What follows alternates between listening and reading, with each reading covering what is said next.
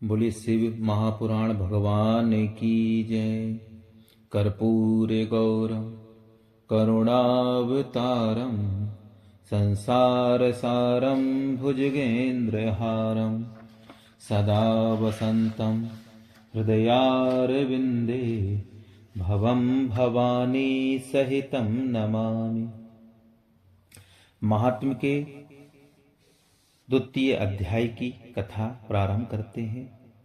शिव पुराण के श्रवण से देवराज को शिवलोक की प्राप्ति का प्रसंग है आज।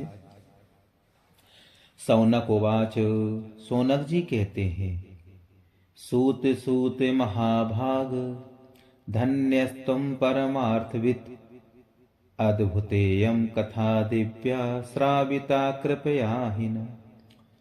हे महाभाग सूत जी, आप धन्य हैं। आपने कृपया करके हम लोगों को यह बड़ी अद्भुत एवं दिव्य कथा सुनाई है। हमने यह पाप नाशनी, मन को पवित्र करने वाली और भगवान शिव को प्रसन्न करने वाली अद्भुत कथा सुनी है। हमने आज आपकी कृपा से निश्चय पूर्वक समझ ली है कि हे सूत जी, कलयुग में इस कथा के द्वारा कौन कौन से पापी शुद्ध होते हैं, कृपया करके बताइए। सूत जी कहते हैं, ये मानवा पाप कृतो दुराचार रता खला, कामादि निरता नित्यम तेपि शुद्ध्यन्त्यनेच। जो मनुष्य पापी, दुराचारी, खल तथा काम क्रोध आदि में निरंतर डूबे रहते हैं, वे भी शिव पुराण को अवश्य सुनकर के शुद्ध हो जाते हैं। यह कथा वास्तव में ज्ञान यज्ञ है, जो सदा सांसारिक भोग और मोक्ष को देने वाला है, सभी पापों को नष्ट करने वाला है, सभी और पापों को नष्ट करने वाला और भगवान शिव को प्रसन्न करने वाला है। जो अत्यंत लालची हैं, सत्य विहीन हैं, अपने माता पिता से द्वेष करते हैं, पाखंडी हैं, हिंसक वृत्ति के हैं, वे भी इस शिव पुराण से सुनकर के शुद्ध हो जाते हैं। कलिकाल में इस ज्ञान के द्वारा पवित्र हो जाते हैं। जो लोग छल कपट करने में हैं, क्रूर स्वभाव वाले हैं, अत्यंत निर्दयी हैं, कलयुग में वे भी इस ज्ञान यज्ञ से शुद्ध हो जाते हैं। एक समय की बात है, आसीत किरात नगरे ब्राह्मणो ज्ञान दुर्बला, दरिद्रो रस विक्रेता वेद धर्म परांगमुख।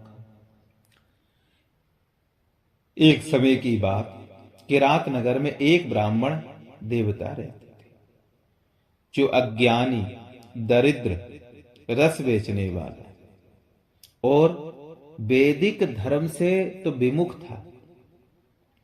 वह स्नान, धन, संध्या आदि कर्मों से भ्रष्ट हो गया था और वेश्यावृत्ति में तत्पर रहता था। उसका नाम था देवराज। वह अपने ऊपर विश्वास करने वाले लोगों को ठगा करता था।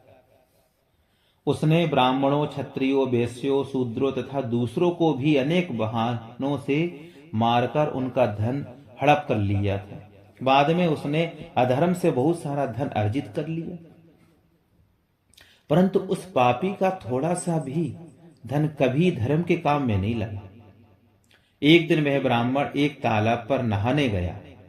वहां शोभावती नाम की एक वेश्या को देखकर वह अत्यंत मोहित हो गया। वह सुंदरी भी उस धनी ब्राह्मण को अपने वशीभूत देख करके प्रसन्न हो गई और आपस में बातचीत करने लगी। प्रीति उत्पन्न हो गई।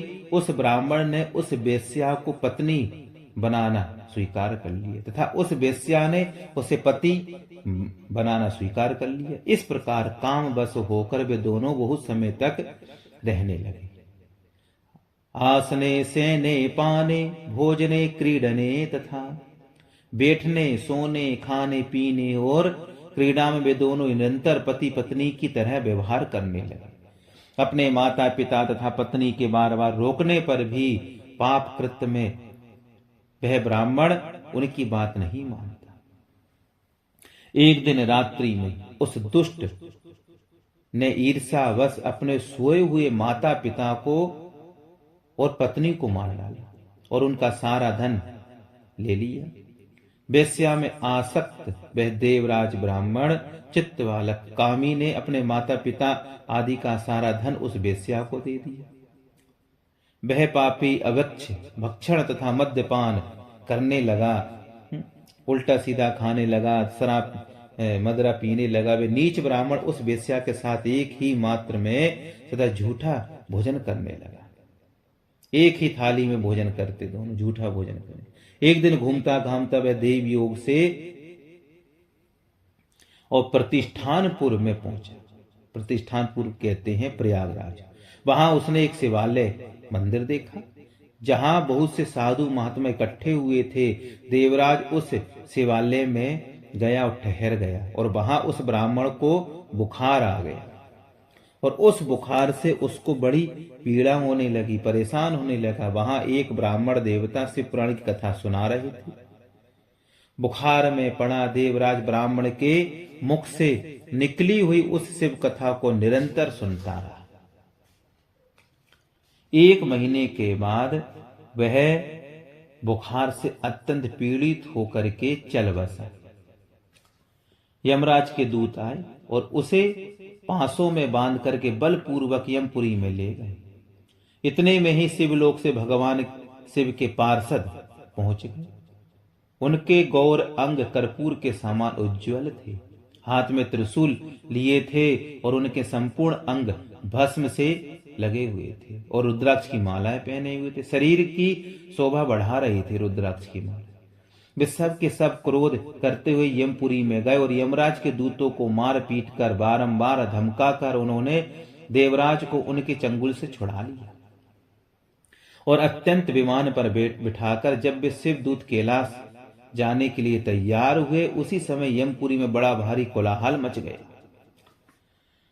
धर्मराजस्तु तम श्रुत्वा स्वालयाद बहिरागमता।